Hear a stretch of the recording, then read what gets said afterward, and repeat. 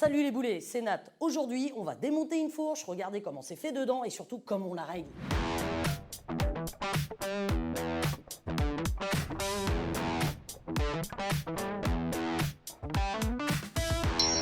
Là, on est dans les locaux de Gentleman Rider qui nous prête l'atelier et c'est Julien, un des mécaniciens de Gentleman Rider, qui va démonter la fourche de sa machine pour nous montrer un petit peu comment elle est faite. Julien, dis-nous un petit peu le parcours que tu as.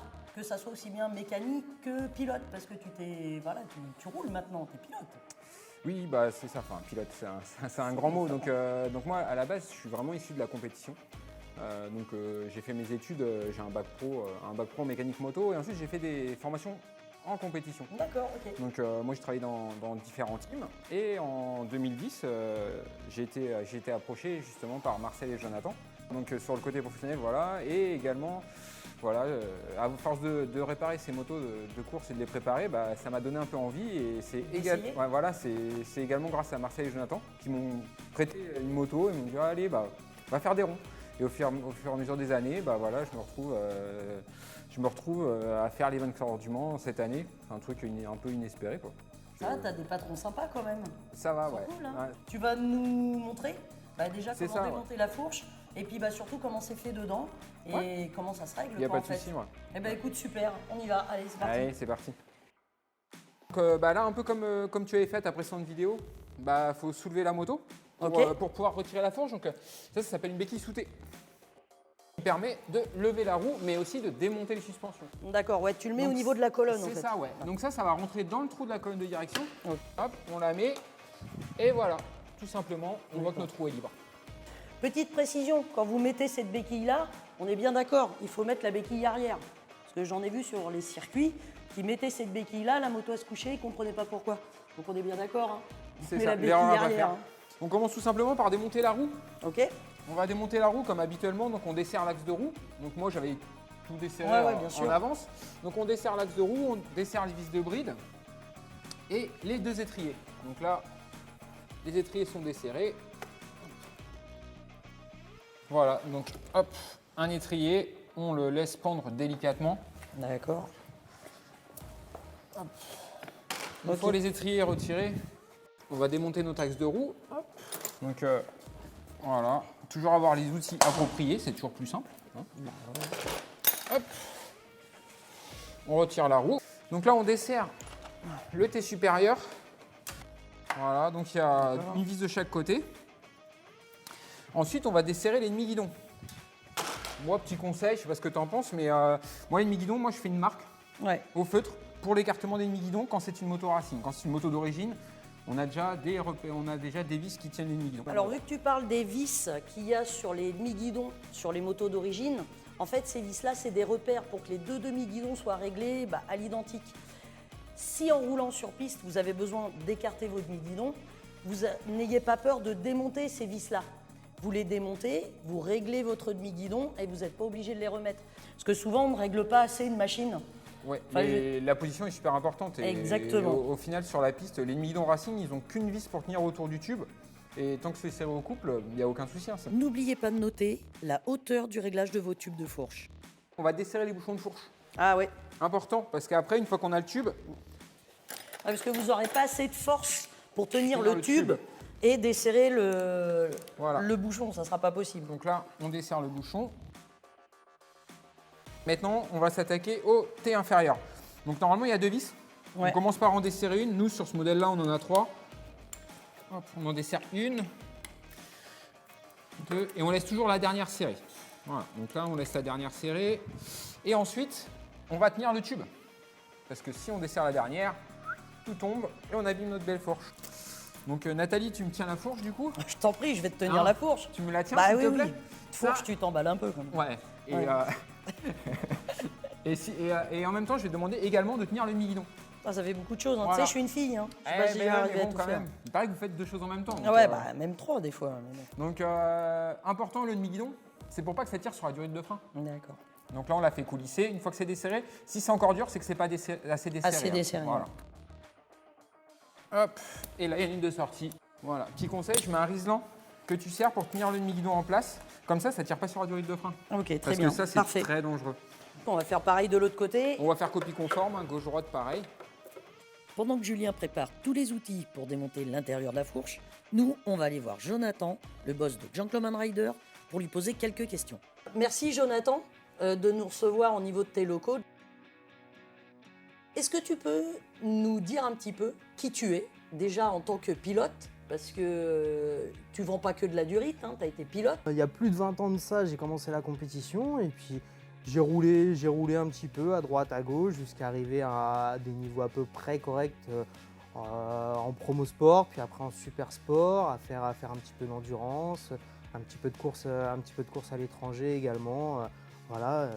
Ah, t'as eu des résultats quand même. Oui. T'as gagné un championnat en France. Principalement en promo sport où j'ai gagné le 125 et je fais vice-champion en 600 2-3 ans plus tard. Ouais. En super sport, ouais. Qu'est-ce que c'est Gentleman Rider? Qu'est-ce que tu vends et tout ça? Alors c'est à la base une société où on faisait principalement de l'atelier, des choses comme ça. Et puis au fur et à mesure, on a commencé à faire un petit peu de site internet, un petit peu de vente en ligne, des choses comme ça. Et puis ça a pris de l'ampleur et c'est vrai que maintenant ça devient notre activité principale, la vente en ligne. Ça a même supplanté l'atelier depuis quelques années maintenant. Ouais. C'est vrai que tu deviens une référence en fait au niveau internet. Il y en a beaucoup qui connaissent Gentleman Rider par internet. Hein. J'espère. En tout cas, ça veut dire qu'on travaille un petit peu. Après une référence, c'est toujours difficile de dire soi-même qu'on est une référence. Mais oui, c'est vrai qu'aujourd'hui, on voit qu'on est relativement connu, ouais, quand même. Et puis surtout, mine de rien, il y a des grosses équipes qui se fournissent chez vous. Oui, tu peux nous donner 2-3 exemples? Oui, on a quelques équipes, notamment Mondial d'Endurance, par exemple. Je pense à Falcon Racing, à JMA Moto. C'est les premiers qui me viennent en tête comme ça. Mais il y en a d'autres, je suis désolé si je les oublie. Et puis après, pas mal de pilotes en Superbike France, en promo sport, un peu dans tous les championnats, entre guillemets. Non, mais c'est bien, ça veut dire que les produits, ils sont éprouvés et puis ils fonctionnent. Et puis même nous, on les teste nous-mêmes, vu qu'ici on roule quasiment tous. Ouais. On peut nous-mêmes tester tous les produits, faire des comparatifs. Dernièrement, j'ai fait des comparatifs de plaquettes sur les mêmes journées. J'ai passé un peu toutes les plaquettes qu'on vend pour voir un peu, pour réussir à cibler, pour réussir à conseiller suivant le niveau, suivant l'utilisation, suivant la durée de vie, etc. Donc c'est vrai que ça nous permet de faire toutes ces choses-là. Ouais. Ouais, je me rappelle au début de Gentleman Rider, vous étiez pas beaucoup. Là maintenant, ça représente combien d'employés? Là maintenant, on est une dizaine de personnes. Ah ouais, quand même. On est une dizaine de personnes et sur l'année, ça va encore grandir. Là. On a encore prévu du recrutement là, pour renforcer le staff sur l'année. D'accord, mais vous allez arrêter d'acheter la région un petit peu là, parce qu'on vous arrête plus. Ouais. Ça va, c'est une petite région, il n'y a pas grand-chose à acheter. Voilà, c'est des marnes, t'as raison, c'est petit. Slip ou caleçon? String uniquement. String, léopard, mais je me rappelle léopard. Donc tu as un atelier et vente internet, mais au niveau de l'atelier, vous faites quoi en fait? En fait, au niveau de l'atelier, on fait tout ce qui est préparation, que ça soit pour les gens qui font du loisir ou des gens qui font de la compétition. Principalement en loisir, voilà, c'est les gens qui n'ont pas forcément le temps, pas forcément la place, pas forcément l'expérience de monter certaines pièces qui sont très techniques, etc. On fait beaucoup de bandes puissance. D'accord. C'est l'une de nos activités principales en atelier. On fait également beaucoup de révisions de suspension, pas de préparation parce qu'on n'a pas l'équipement pour au jour d'aujourd'hui, on n'a pas souhaité développer ce secteur-là pour l'instant, mais beaucoup de révisions de suspension, on est service center Rollins, donc on est agréé pour faire la révision de toutes les suspensions Rollins. Et puis on fait également sur les périodes hivernales beaucoup de révisions moteurs, de grosses révisions, de gros chantiers de fond en comble entre guillemets, de A à Z. Et voilà, c'est à peu près tout ce qu'on fait. D'accord. Donc demain, quelqu'un qui veut se mettre à la piste, qui a trouvé une moto d'occasion, il vous la ramène et vous êtes en capacité de lui monter le poli, les durites. On est vraiment capable de lui faire tout de A à Z en fait. On est lui proposer un service globalement complet pour qu'il puisse prendre sa moto, nous la déposer et la récupérer et qu'elle soit prête pour rouler et en sécurité. D'accord. Écoute, en tout cas, merci Jonathan pour ta disponibilité. Merci et puis beaucoup. À bientôt. À bientôt. Donc là, tu vas ouvrir la suspension, tu vas nous montrer comment c'est à l'intérieur. Oui, c'est ça. Donc, on va l'ouvrir. On va l'ouvrir complètement, vidanger l'huile et on va sortir avec la paix. Donc attention, ne le faites pas vous-même. Ouais, en fait, il faut surtout des outils adaptés. Et si vous abîmez votre fourche, ça sera pas la même. Ouais. Donc quand tu dis que tu relèves les réglages, tu comptes le nombre de Voilà, clics c'est qu'il y ça. avait en compression, C'est ça, en en détente. précharge, en compression. Donc là, D'accord. moi, je commence par la précharge. Donc D'accord. la précharge, on dévisse pour compter le D'accord. nombre de tours. Parce que quand on met une précharge, on visse, c'est un nombre de tours. Donc là, je vais compter. Pour la compression, ça va être des clics sur ce modèle. Donc là, par contre, on part en serrant pour compter. 12, 27, 32, 46, 22. Ça, c'est chiant, ça.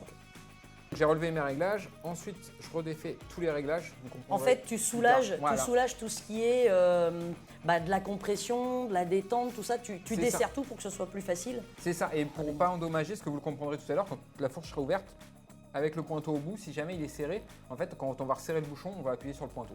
Donc, pareil, on y va tout doucement pour ne pas endommager l'alu du bouchon. Et en même temps, tu maintiens quand même ta douille pour éviter que C'est ça ça, ressorte. ouais. C'est ça, on a de la chance d'être bien équipé, donc on a le bras de fourche. Mais c'est vrai que si on n'a pas le bras de fourche, c'est quand même plus compliqué. Donc là, le bouchon il est desserré. Hop, comme disait Nathalie, ça va rester fixe. Et c'est le fourreau qui descend. Voilà. C'est fait pour être démonté, donc voilà, c'est étudié. Donc ça, je peux quasiment le faire tout seul. Une fourche d'origine, il faut clairement être deux pour démonter. Donc là, je vais coincer ma clé. Elle va tenir le ressort. Hop. Donc là, je desserre le bouchon sans risque que le ressort saute parce qu'il est maintenu par ma clé plate et l'écrou. All-in, ça fabrique un système très simple avec un écrou qui tient le ressort comprimé. Vous, sur votre fourche d'origine, ce ne sera pas comme ça. Donc en fait, il faut ce Ah, tu sors petit, du- grand tu sors outil. du matos, là. Voilà, C'est- donc ça sert à comprimer le ressort sur les D'accord. fourches d'origine. On D'accord. comprime le ressort grâce à cet outil-là. C'est pas si simple que ça, quoi. Ouais. Donc encore une fois, il faut de l'outillage, quoi. Voilà, donc là, partie pas compliquée, mais qui... Tout peut nous sauter à la figure. Donc là, encore un outil. Hein.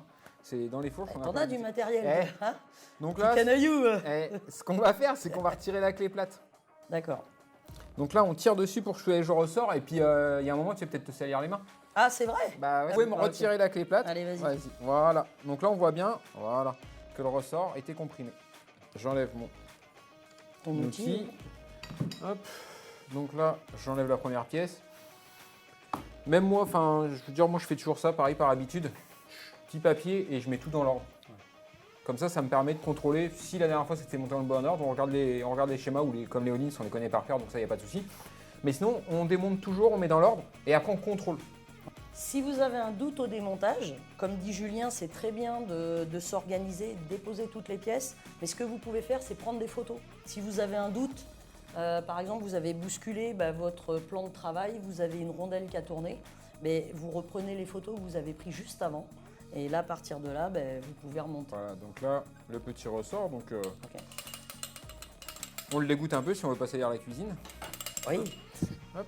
Sur les ressorts Racing, on a une inscription dessus. Ça permet de voir le tarage du ressort sur les ressorts. Voilà, Donc là, maintenant que tout est démonté, dedans, vous avez de l'huile. Donc, faut vider l'huile. Hein. forcément, on Ok, la vide. donc, Donc là, on pas la dans prend. l'évier. Hein. On prend un petit bac et on vide notre huile. Donc on fait bien attention parce que au fond, en dessous le ressort, on a encore des pièces. Donc sur celle-ci, ça va être une cale. Mais d'autres fourches, c'est juste une petite rondelle. Donc on peut vite la perdre dans l'huile. Donc je vous conseille de vider dans un bac et pas directement dans un gros bidon ou autre. Comme ça, si vous faites tomber quelque chose, On fait des drôles de bruit. ouais.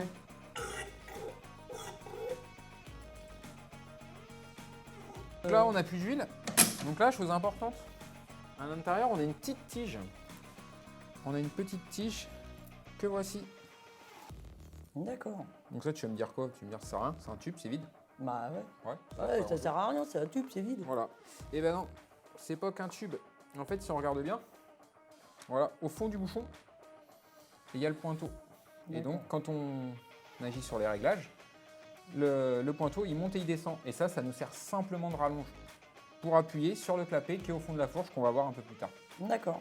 Il te reste quoi à faire en fait? Là, en fait, à l'intérieur, on appelle ça la cartouche. D'accord. Donc, en fait, on va dévisser la cartouche du tube de fourche. Donc, Ok. la cartouche, elle est vissée dans le pied. Donc là, on a le pied de fourche, le tube, le fourreau et à l'intérieur la cartouche. Ok, très bien. Donc là, encore une fois, il faut du matériel. Donc, il nous faut le petit adaptateur qu'on va mettre dedans. On va mettre le pied dans notre étau. Donc, bien sûr, on a des morts en alu. Hein. On ne sert pas dans un étau comme ça. pour abîmer le pied.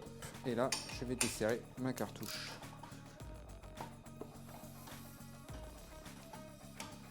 Voilà, donc là, elle est desserrée.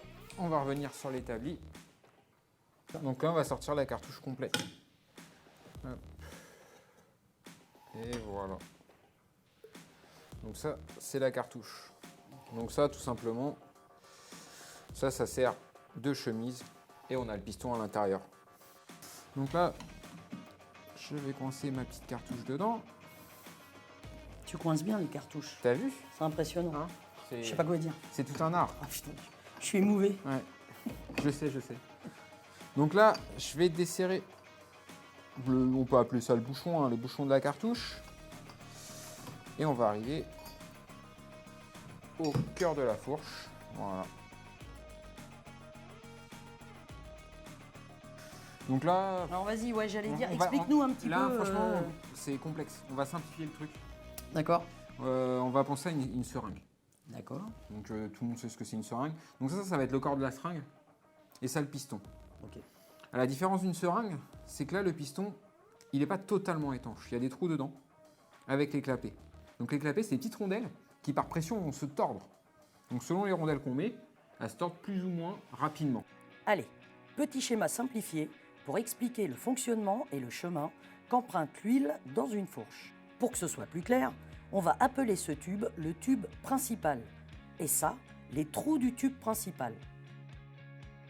Ça, c'est les clapets et voici les différents trous situés sous les clapets.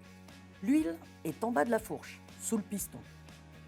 Quand la fourche s'enfonce, ça comprime l'huile et donc, par pression, elle va remonter au-dessus du piston en passant par les différents trous.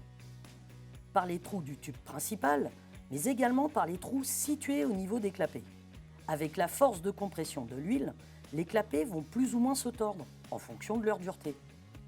Lorsque la fourche remonte, l'huile va redescendre en passant par d'autres trous.